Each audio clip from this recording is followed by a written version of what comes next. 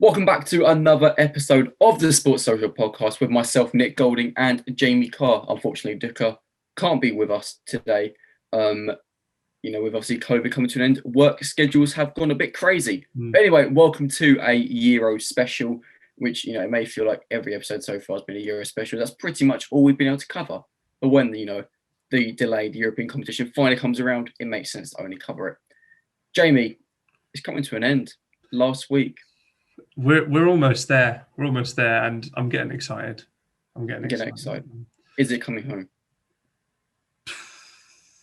Obviously, I'm literally about to buy a shirt that says it's coming home on it. I'm gonna get a hat that says it. But part of me wants to not get that excited.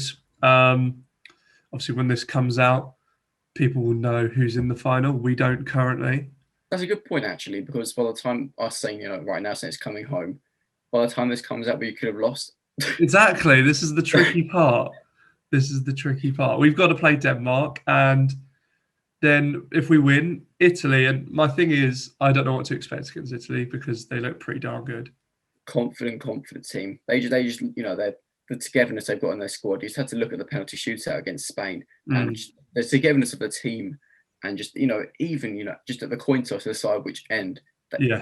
Spain just looked nervous, whereas Italy, you just knew they were going to, rise to the challenge. Yeah, I mean, both teams had really good technical ability. Spain probably had more of the ball, actually, but it's just something about them. I mean, Italy did concede a goal, so maybe, England haven't conceded a goal yet. So the incredible Italian defence is, you can get a goal past them, whereas no one can get past Slabbit at the moment. So I think Jordan Pickford's, no matter what happens against Denmark, Jordan Pickford's already got the Golden Glove. That is, I know, I've seen that. That's absolutely. Wouldn't think it, would you? You wouldn't, but you love to see it. That man deserves it. He's been so good. He has, and I imagine Pickford will come up in conversation later. So being a Euro special, for the end of Euro 2020, it makes sense for us to talk about the highs and lows of the competition, absolutely, the best and the worst performers, and I think where else to start then? Who has been, regardless of what happens tonight, for you, who have been your team of the tournament? Team of the tournament. There's a few different pathways you could go down. You could say Italy have obviously been fantastic, and they're in the final. Haven't lost, so Italy are a good reason to put them there. But then Denmark, dark horses. No one's expected Denmark to make it to a semi-final. They must suffered a massive team blow at the start of the tournament. Running on, they're a bit like a Leicester City. They're in the semi-finals, and who knows if they win this evening. And of course, with Denmark as well, the emotional attachment they've all got to each other now after what happened to Eriksen. It's incredible the fact they've, as I said, a couple of minutes ago about Italy rising to the challenge in the penalty shootout. Denmark have just taken their game to a whole new level, really, since the Eriksen incident, and it's commendable about the way they've gone about their business. Yeah, I know it is. Their kind of spirit and the way they've just been ploughing through the tournament, that actually does scare me a little bit for this evening's game. I still think England should have what it takes, but that element, I don't know, it just, you never know what's going to happen, and it would be typical of England to bottle this kind of game. So for you, Italy and Denmark have been some teams to tournament. For myself, I completely agree with Denmark from the fact of what they've had to come through. Yeah. You got to say, I think for me, England as well. The amount of, it was a poor build up to the competition.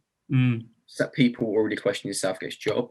Yeah. Now, after what's happened, it looks like he's, really the most comfortable England manager we've had, at least since I've been alive. For a long time, yeah. Since we've been alive. He's just, I don't know what it is. People, every time he makes a decision, people go, oh, I don't know, and then it pays off. It seems to work every single time, the rotation, everything, Grealish on the bench, whatever it is, Saka starting, it's all paid off, it's all worked. Sterling starting, Sterling's been one of the players of the tournament for us. He actually has been. And I enjoy watching England more under him than I did under Capello or Hodgson. It was horrendous under them. So also they're the teams that we think of, the best perform. Who has been for you, we'll continue the theme of teams, the underdogs? Who are the ones who have, come into competition, didn't expect much from, but actually have delivered a lot more than people bargained for. Well, I mean, Switzerland, surely, I Switzerland. guess Switzerland. I mean, it'd be a bit basic to say Denmark again, because I mean, I did think they had a decent side, but like obviously not this good. Switzerland is a good shout. Switzerland is a very good shout. I'd probably agree. It's about time they went a bit further in these tournaments and they beat France. That was a big moment. That was a big moment. Actually, probably one of the games of the tournament. Something else we'll get to a bit later on. And of course, Switzerland didn't even qualify first or second in their group. Obviously, coming behind Wales and Italy. They finished third. Yeah. Another team I think have been complete underdogs are the Czech Republic. I think they were the team who obviously before the Euros ended England's winning run in 2020, I believe it was at the start of 2020. Yeah. And the way they've gone about their business in the competition, yes, of course, I know they got knocked out by Denmark, but they did manage to beat the Dutch, who, at least for Duka, was his favourite. Yeah. They're another team who, going forward, they've got a really similar to Switzerland now. They've got a very strong system and group of players they can build a squad around going into future competitions. I mean, that's very true, and it might benefit them in the coming. I mean, we've got a major tournament next year. I mean, yeah, love to see it. So, are they in that? I assume they are. Well, not yet. The qualification is still going on.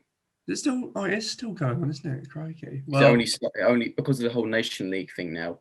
It only started. I think it was at the end of last year is when the qualification started. Not completely sure if I'm right on that, but yeah, it's only started recently. We won't know really, I would have thought, until March 2022. So we're only going to qualify not long before the actual tournament. Yeah. I swear it's normally set in stone quite a bit. It normally is. It's normally about a good, I think it's a good 9 months before, because I swear the draw normally happens, during the Premier League season still taking place. Yeah, it must be the COVID delay, I guess. So yeah, bonkers. So moving on to players. Let's go with for you. Who's been your player of the tournament? Where do I start? You can bring up a few. I mean, Pedri's had a lot of praise recently. Yes. He's played very well for Spain. I think Bonucci for Italy's been pretty good. Chiesa as well. And then just some of the England players as well. Actually, maybe who would you pick if you were to say from an England player? Would you go Raheem Sterling? It would have to be. I mean, I don't like saying it because I'm not a big fan of the guy, but no, neither. He's one of the few, he has taken this game to a new level, this competition. Yeah. He's not necessarily a new level, but he's taken this game to a place where it hasn't been for a couple of seasons. Because, last season he kind of didn't perform as well as people hoped. He cooled off a bit last year, yeah. He did. And then obviously going into the Euros, he's, just really taking this game back to his peak. And, arguably could go down as one of the players of the tournament. So for me as well, Patrick Schick is another one who's, I think, been unbelievable. Jan Sommer. That's huge, actually. Dumfries we're putting some absolute shifts. Spinazzola. Yeah.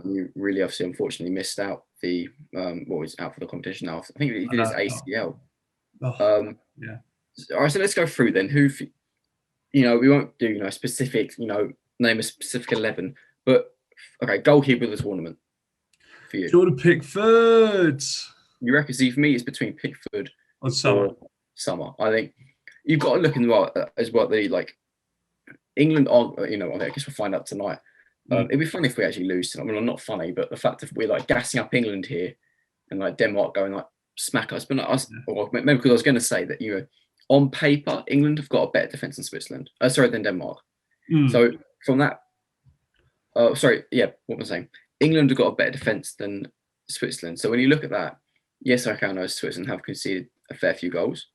I mean, they 3-3 against just France. Some of the stuff Sommer did individually, I thought was brilliant. I think, was it Spain they went out to on penalties? It was, yeah. He was fantastic in that game. Then went on and saved 2 or 3 penalties, but Switzerland missed theirs as well. There's been a lot of really good, insane goalkeeper performances. There's been Pickford. There's been Sommer. There's been what's his think. name? Vasilic from Czech Republic. Oh yes.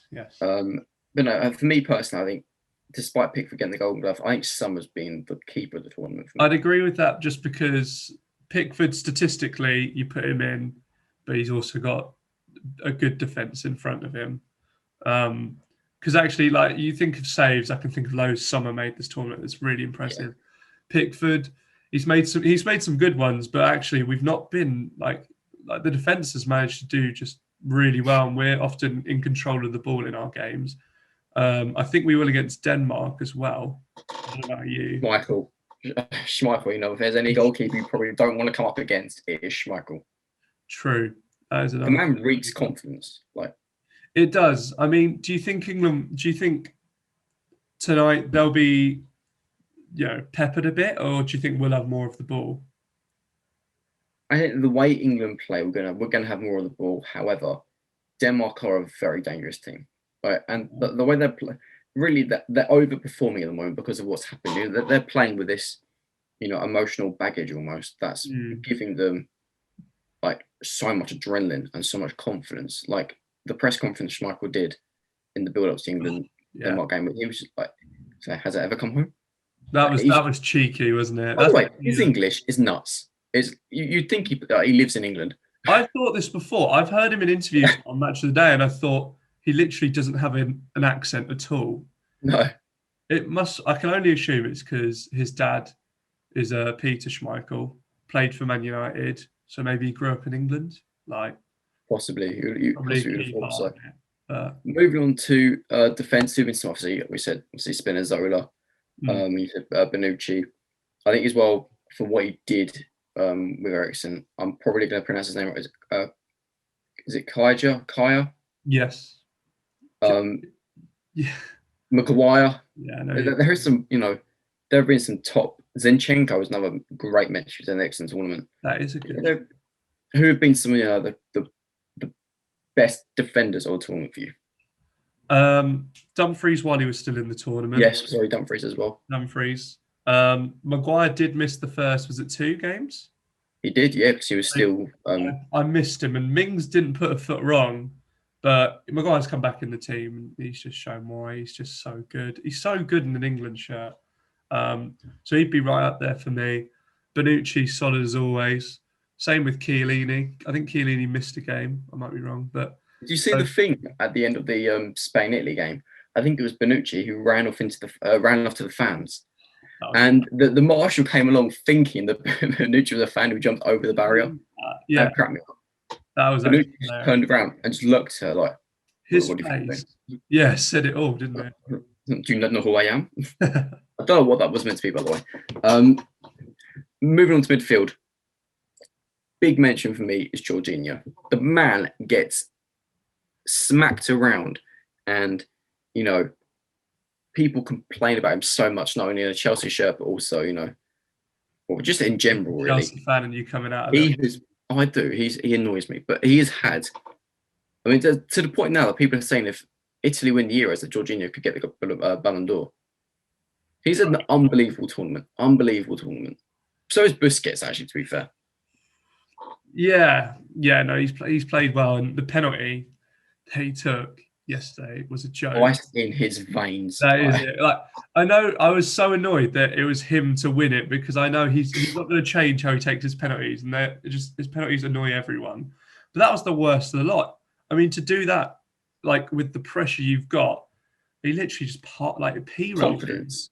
It's confidence, and this is something I was saying to a friend, that it does seem that a lot of the Chelsea players who are playing in the Euros, on the back of the Champions League win, have played in this competition with so much confidence. Jorginho has had so much confidence. Christensen, who can forget the goal he scored? I mean, okay, yes, like Havertz as well, played very, very well. Kante, Mount. Can't exactly like all the. I mean, it's fair. Kante didn't do his. I mean, France got knocked out fairly early by their standards. Yeah, but it just seems that So I think actually, is it no matter what happens, there's a Chelsea player in the final? Well, yeah, of course, obviously. Well, there is. Yeah. Jorginho and Emerson with Italy. Obviously, with England, there's loads. Obviously, with Denmark, there's obviously Christensen. So no matter what happens, a Chelsea player is going to have won the Champions League and the Euros.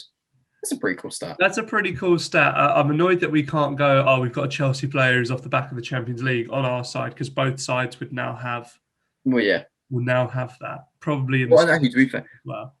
Christensen's another name I should have thrown up for one of the defenders of the tournament.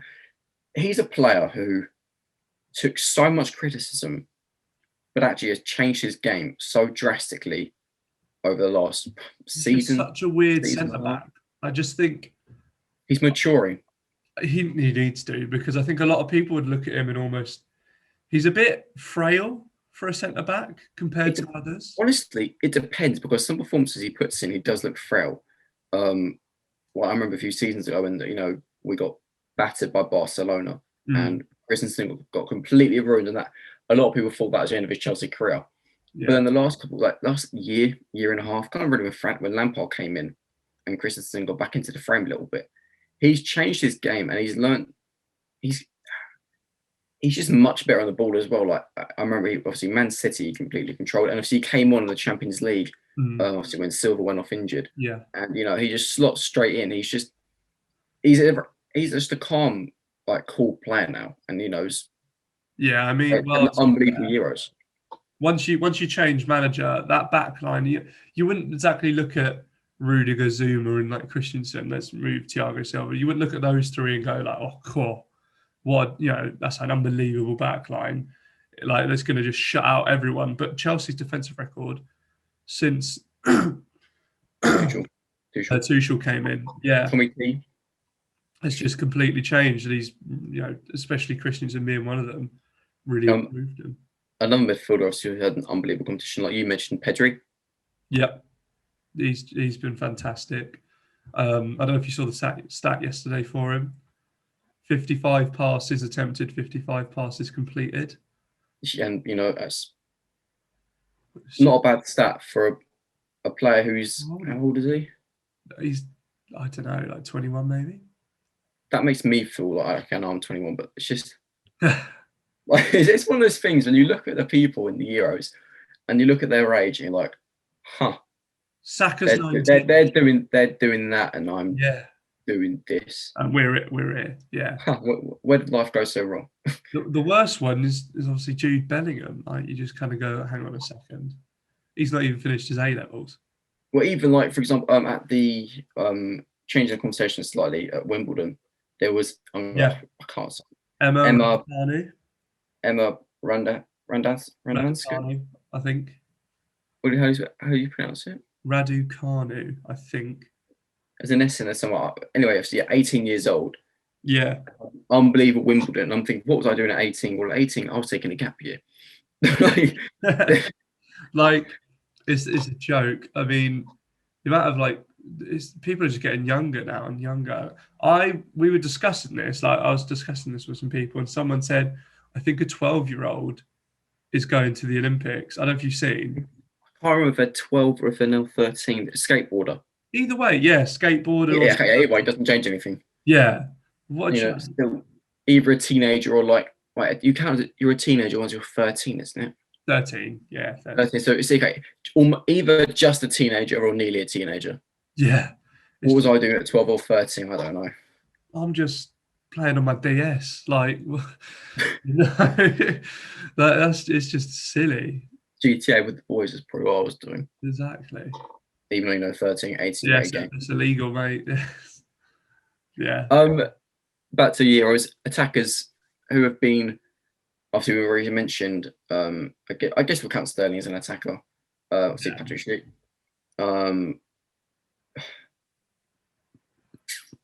Who else? What other attackers have had an unbelievable tournament? Well, obviously, like Schick, Sterling. Ronaldo. We've already spoken about him before went out, but he's still the top scorer. He's joint, isn't he? Is Schick on 5? I believe so, or somebody else's. I think Schick is. Another one, to be fair. A player I feel really bad for is Morata. Why? He's one of those because he came on. He didn't start Italy, Spain. Came on, scored, got Spain back in the game, had all the and then obviously then missed the penalty. And he has actually scored some really crucial goals in the competition for Spain. He's one of those, and it was the same with Chelsea. He just never quite happened. Like, he has moments of brilliance. He's so predictable. I was sat there watching the penalties with my mates, and I said, "Who's coming up? Oh, Morata!" And I literally, and probably loads of people did. It's not like an amazing thing, but I went, "He's going to miss. He's definitely missing." Like, it's just Morata is definitely going to. And obviously, it was saved. Wasn't a good penalty. Cost him. I just thought, of course, it's Morata. He's just so predictable. But then sometimes he has these moments of brilliance, and that's he wouldn't have got to where he was. Spain national team, Juventus, Chelsea. If he wasn't a decent forward. So obviously Chiesa as well was an excellent. His goal. I love Chiesa. I think he's great. And the thing that worries me, you look at Italy's goals they've scored, all of them pretty much have been bangers. Yeah, a lot of good long shots. So when you struggle about breaking down teams, they just seem to pop off these long shots. Yeah. And obviously, I guess the thing that has amazed me, I mean, the Euros overall, by the time it's finished, would have been 51 games, I believe. I think that's correct. Is it? You look at this, always amazes me with the international competitions, is that despite 51 games is really not a lot, to be honest. When you could compare it to flies by a league, but for those 51 games, how many of the goals scored are just absolute, just a goal? There are so many goals in the Euros that could quite easily win goal of the season in a domestic league. Yeah, I mean, it's like goal of the season for you, goal of the tournament for you. Who? There's a few contenders, aren't there? That's what I'm saying. There's Christensen comes to the top of my head. Christensen for me is top of the list. That strike. But there's a fair few others that were equally as good. I think Pogba's was more top corner. What a goal! Well, it might be more top corner, but Christensen's was definitely harder. This was more powerful, yeah. More powerful, yeah. Yeah, that's for sure. And obviously Patrick Schick as well. The goal from the halfway line. Yeah, I mean that was first game of the tournament as well for him. Yeah, it was, wasn't it? Well, first game for Czech Republic. There's been Schick's, there was Christensen's, there was Pogba's. Insigne scored a brilliant goal in the previous round. Insigne, there was mine's gone blank. England scored any nice ones? No. Nothing really. No. I mean, the thing that it's not only been a case of unbelievable goals from 30, 40 yards. There's been some that have been played on so nicely. Who was it? I'm trying to remember some goals now. Yeah, Yarmolenko scored a great one against the Netherlands for Yes, and I think Germany scored. Was it Germany against Portugal? It was. Oh, who was it though? What was the goal? I can't remember. There's been what other game was it? Where it was just all unbelievable goals. I can't. But it's just been one of those, and it just kind of sums it up. The fact that normally you can remember the amazing goals quite distinctly because there's not too many. Whereas in this competition, there's just been so many unbelievable goals. There's probably more goal of the tournament contender goals than there has been, I say, a basic goal. But yeah. I mean, true. Yeah. It's mental. I mean, the quality's been there this tournament. Quite lucky. I'm intrigued actually I'm intrigued who the goal of the tournament's going to go to, actually, to be fair. Who decides this? It'll be a fan vote. I imagine UEFA before the final will put a vote out. Yeah. I would imagine, do they do the awards for Golden Glove? Yeah. Sort of goals. I think they probably do it at Wembley on the before the final. You would have thought. I'm pretty sure it's before the final. After the final, they'll hand out Golden Boot and stuff like that. I thought it was before. Harry Kane for Golden Boot, still on.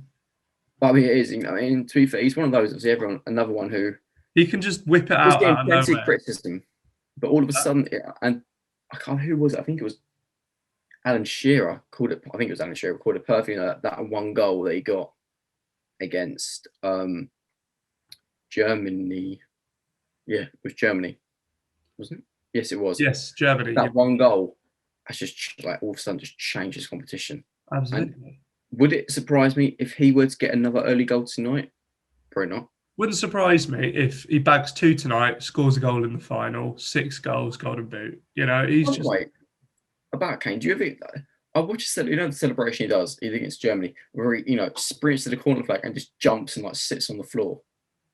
Yeah. I always watch that and be like, surely that must hurt. He's done it a lot when it's like a really big occasion and he can't help himself and he's going crazy, like massive goal. Off the ground. Like, Oh, I it's just his bum. imagine, just running along and you're just like legs wide in the air. And Whole just, body weight, smack I on the know. floor. That's what I'm like, surely like. The knee slide won't hurt. Bum slide, like that's a, you What if I'm trying to say it's like, what if something like falls and then you.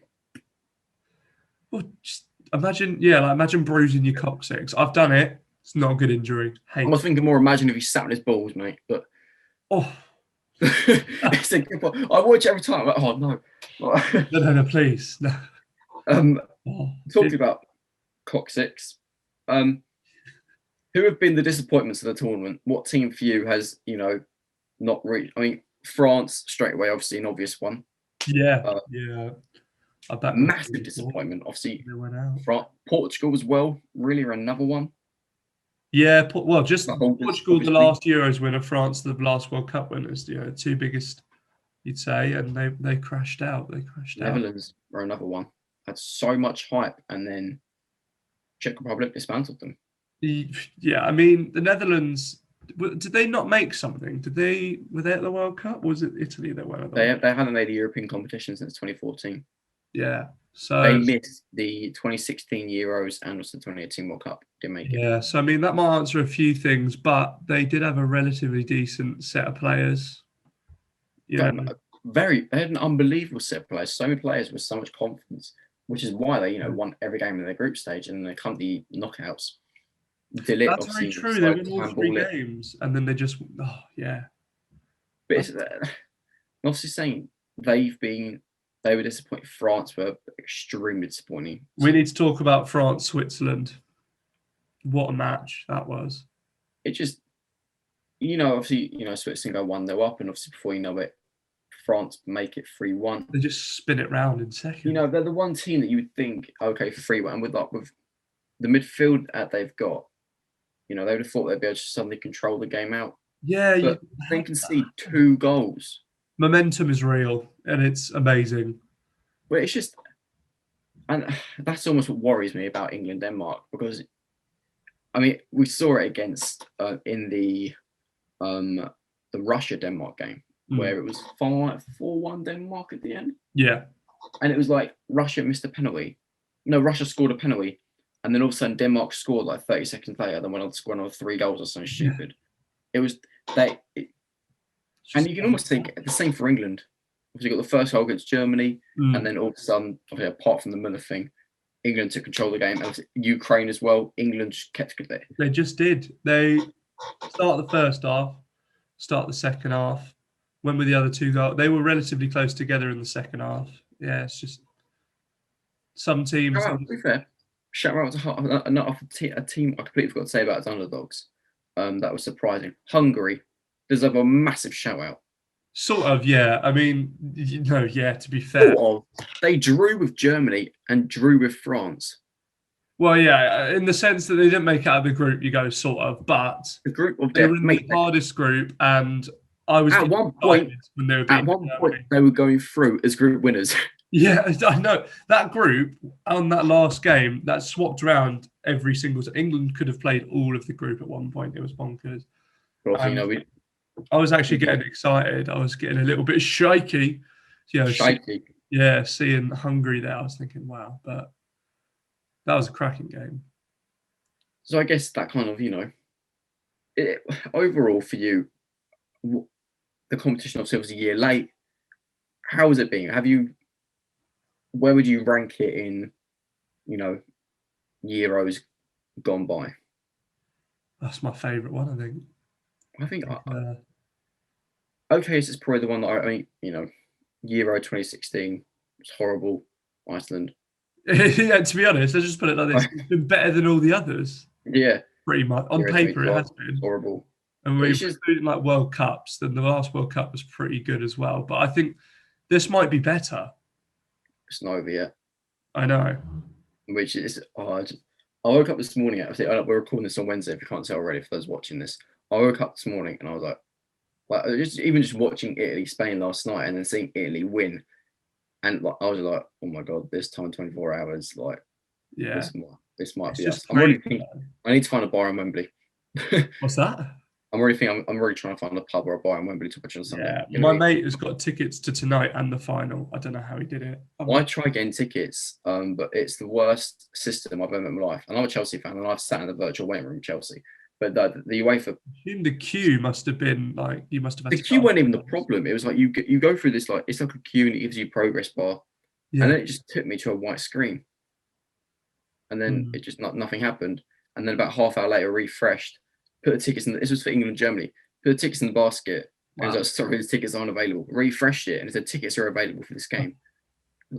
And then it kicked me to. In these situations, you never want to refresh the page because you feel you'll lose your place in the queue as well. Like it's just right. That's why you have two browsers, mate.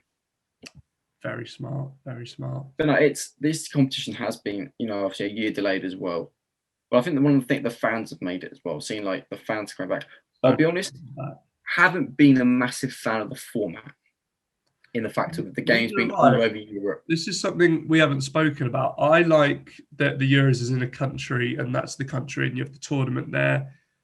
But it just, I lose track. Like one game's in Rome, then it's at Wembley, then it's in like Ukraine, then it's in Austria. Well, it's just the thing that I don't agree with. I think it's an interesting idea, and perhaps it would have worked better had we not be living in the current conditions that we are. Yeah, I think they picked the worst possible time to do that format when there's. I mean, I get in the planning up to what would have been the Euros last year, they couldn't have foreseen what was going to happen. Nobody could. Yeah. Like, if you could have predicted COVID, I'll take my hat off for you. I'm not going to because I haven't had a shower yet. But I just think had there being apart from the Hungary round, which obviously was full capacity, if every stadium had been full capacity and fans had been able to travel around Europe freely without quarantine, then okay, yes, it might have worked pretty well. I can't see them doing this ever again, because looking at it as well, it's unfortunately with the new Delta wave as well, it has caused spikes in pretty much all of Europe. Like Russia also held a lot of games and is currently one of the worst places in the world for COVID. Yeah. But they only held a quarterfinal. They held the Spain-Switzerland quarterfinal. Hungary as well, a country that was doing very well. The likes of France, Portugal, who played there. Hungary, France having a massive rise in COVID. Portugal, of course, and all is currently going for another wave, and us as well. Yes, I know in the UK deaths are very, very low. But we've still got almost 30,000 cases a day, and we're having, 60,000 fans. It's so strange because the cases are high, the deaths are low. But that's just in the UK. It's a different story in the rest of the year for some places. We're also getting a lot of vaccines, so it's a really strange one. Well, that's the UK though. You got to look at, like, for example, Russia today reported 23,500 cases, almost 800 deaths. So I just think it was a good idea. Had we not been in a COVID world and fans could have travelled freely and capacities are being full and there being no quarantine, it possibly would have worked. I mean, that Hungarian stadium, goodness me. Yeah, I know. That was full capacity, Hungary. And in the end, it's literally just been a COVID spreader. That's all it's done pretty much. Has it? Yeah, it literally has. France, I've been following it. France's cases are. Oh, dear. It's just... It's a hard one because I was watching the Euros. It does seem so weird. I know, it would be the same if England were to host the entire competition, but it just feels so weird watching the TV. But even tonight, England in the semi-final of the Euros, but playing at Wembley, watching it just feels odd. You get what I mean? Why is that? Because obviously we're so used to watching it being hosted in like another country. Yeah, true. And it's gonna be at Wembley, 60,000 fans. It just, I don't know. It just feels like that's another reason to believe a little bit. You know, if you're afraid of Denmark or Italy, we have a home advantage for this semi. Denmark, well, and of course, but Denmark fans will find their way. Oh, of course, of course. But they were saying they weren't going to let any Spain or Italy fans into the country yet. I assume they did. There was a few Spanish and Italian fans. Did you see that video of the England fans at the Italy-Spain game singing "It's Coming Home" in the stands? Yeah, I saw there was like the Italian had a banner saying it's not coming home, and also changed the conversation. Have you seen the in the England Germany game the girl who cried? Yeah, of course. That's was it the Just Fund Me page, or whatever? Yeah, 36,000. yeah, 36. What? Thankfully, the girl has decided that it should all be against charity.